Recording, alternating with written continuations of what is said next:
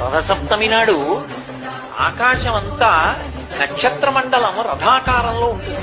అందుకని దానికి రథసప్తమి అని పేరు. ప్రతి సప్తమి తిథి నాడు సూర్యకాంతి చాలా విశేషంగా ఉంటుంది. అటువంటి సప్తమి తిథి నాడు రథసప్తమి వచ్చినప్పుడు ఆ జిల్లేడాకులు రేగుపళ్ళు తల మీద పెట్టుకుని నమస్కారం చేసి సూర్యుడికి స్నానం చేస్తారు. ఎందుకు అంటే సూర్యబింబంలో ఉండేటటువంటి ప్రాణశక్తిని పుచ్చుకుని జిల్లేడాకు ఇక్కడ ఉండేటటువంటి గోరువెచ్చటి ఆ బ్రహ్మస్థానము నుండి ఆ లోపలికి ప్రసారం చేస్తుంది. దానివల్ల ఎదర వచ్చేటటువంటి విశేషమైనటువంటి వేడిని తట్టుకోవడానికి కావలసిన శక్తి వస్తుంది. రేగుపండుకి ఓ లక్షణం ఉంది, పీడ తీస్తుంది. అందుకే పిల్లలకి భోగి పండగ నాడు చిల్లర పైసలతో కలిపి రేగుపండుకు వస్తారు.